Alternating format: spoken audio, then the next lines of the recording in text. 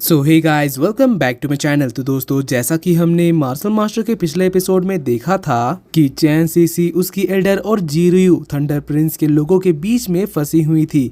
Thunder Prince का बूढ़ा मेज उनके ऊपर कई सारे भूतों से अटैक कर रहा था जो कि उनके बैरियर की स्पिरिचुअल एनर्जी को चूस रहे थे।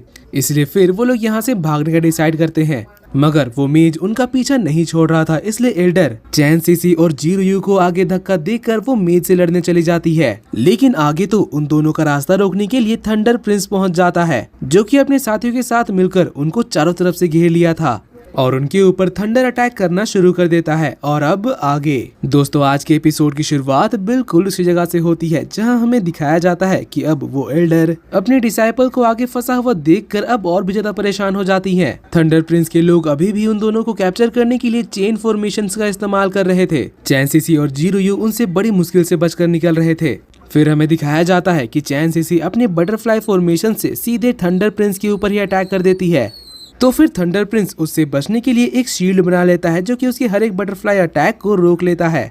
जिसके बाद वो एक लाइटनिंग का अटैक करता है जिससे चैन सीसी काफी ज्यादा घायल हो जाती है। एल्डर ये देखकर अपनी फाइट भूल जाती है और तुरंत उसकी मदद करने के लिए बढ़ती है।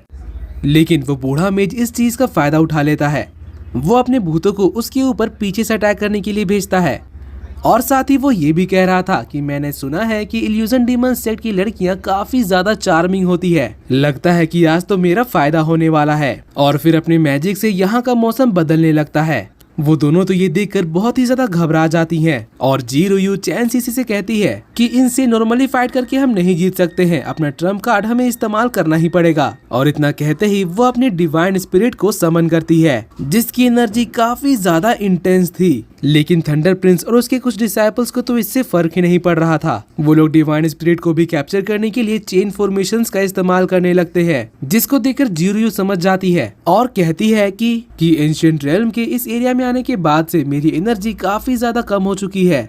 लेकिन इसके बावजूद भी उसका डिवाइन स्पिरिट इतना ज्यादा पावरफुल था कि उसके एक ही स्विंग से थंडर प्रिंस के डिसाइपल डर कर भाग जाते हैं और अब वो लोग चैन सीसी के ऊपर अटैक करना शुरू कर देते हैं। तो चैन सीसी भी जीरुयू को देखकर अपने डिवाइन स्पिरिट को समन कर लेती है और इनकी मदद से अब वो दोनों यहाँ से भागने का डिसाइड करते हैं। जाते हुए वो लोग अपने एल्डर को भी साथ आने के लिए कहती हैं, मगर उसके पीछे तो वो बूढ़ा मेज पड़ा हुआ था। वो उनके साथ जाने का कोशिश भी करती है मगर जा नहीं पाती। इसलिए वो उन दोनों से कहती है कि मुझे छोड़कर तुम दोनों आगे बढ़ो, इनको रोकने के लिए मुझे यहाँ पर रुकना होगा। तभी पीछे से थंडर प्रिंस हंसते हुए कहने लगता है कि शायद यहाँ पर किसी के पास भी एम्परर वू लेवल की ताकत नहीं है। इसलिए फिर वो अपने मैजिक से अपने डिसाइपल्स को ही स्पिरिचुअल बीइंग्स में ट्रांसफॉर्म कर देता है, जिसके बाद वो सारे डिवाइन स्पिरिट्स मिलकर उन दोनों को मारना शुरू करते हैं। और क्योंकि यहाँ पर उनके डिवाइन स्पिरिट्स की संख्या ज्यादा थी, इसीलिए चैन सीसी और जीरुयू के डिवाइन स्पिरिट्स हार जाते हैं और वो दोनों बुरी तरह से घायल होकर नीचे जमीन में गिर जाती हैं। थंडर प्रिंस ये देखकर अब उनके तरफ बढ़ने लगता है। वहीं बात करें एल्डर की, तो वो भी उस बूढ़े मेज से फाइट में हार जाती हैं। वो समझ गई थी कि अब यहाँ से उनका बचकर निकलना बहुत मुश्किल है, इसलिए वो एक सेल्फ डिस्ट्रक्शन पिल खा लेती है, जिसकी वजह से यहाँ पर एक बहुत बड़ा सा एनर्जी का ब्लास्ट होता है जो कि उनके बॉडी के साथ साथ बूढ़े मेज के बॉडी को भी डिस्ट्रॉय कर देता है। चैन सीसी ये देखकर बहुत ही ज्यादा उदास हो जाती है क्योंकि अब सिर्फ यहाँ पर एल्डर फेंग यू का ताज ही बचा था।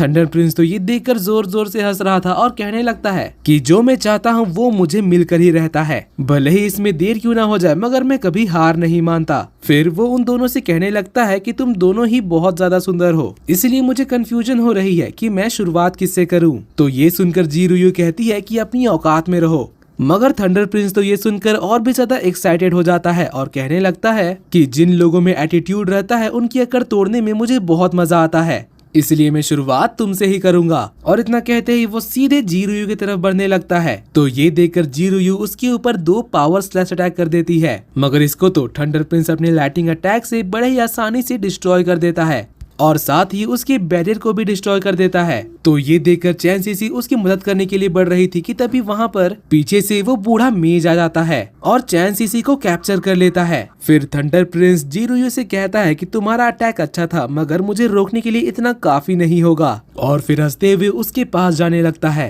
तो जीरुयू अपनी तलवार उठाकर एक सॉर्ड साइक्लोन को एक्टिवेट करती है। ये साइक्लोन बहुत ही ज्यादा बड़ा और पावरफुल था, जिसको रोकने के लिए 2 डिसाइपल्स भी आगे जाते हैं, मगर वो रोक नहीं पाते। से, लेकिन थंडर प्रिंस तो अपने शील्ड से ही उसके पूरे साइक्लोन को डिस्ट्रॉय कर देता है। जीरुयू ये देखकर अब अपने खून का एक बूंद निकालकर ब्लड डीमन फॉर्मेशन का इस्तेमाल करने लगती है, जिसमें वो अपने तलवार को अपने खून के साथ इन्फ्यूज करती है, जिससे उसका स्वॉर्ड अब पहले से बहुत ही ज्यादा पावरफुल हो गया था। थंडर प्रिंस का लाइटनिंग अटैक भी उसको रोक नहीं पाता, वो सीधे जाकर थंडर प्रिंस के फेस को ही काट देती है। अब ये चीज देखकर उसके सभी डिसाइपल्स काफी ज्यादा घबरा जाते हैं और उसकी मदद करने के लिए आगे बढ़ते हैं, मगर थंडर प्रिंस तो उन सभी को रोक देता है और कहने लगता है कि ये लड़की तो सच में काफी ज्यादा मिस्टीरियस है, ये एक के बाद एक पावरफुल अटैक करते ही जा रही है। फिर वो जीरुयू से कहने लगता है कि क्या तुम्हें सच में ऐसा लगता है कि इस दुनिया में सिर्फ तुम ही एक पावरफुल स्वॉर्ड्समैन हो? और इतना कहते ही वो अपने थंडर स्वॉर्ड को समन करता है, जो कि बहुत ही ज्यादा पावरफुल था। उसकी एनर्जी उसके डिसाइपल्स के साथ साथ जीरुयू भी अच्छी तरह से महसूस कर पा रही थी, मगर वो हार मानने वाली नहीं थी। वो उसके थंडर स्वॉर्ड अटैक को अपने रॉयल स्वॉर्ड से रोकने की कोशिश करती है, मगर रोक नहीं पाती और घायल होकर पीछे गिर जाती है,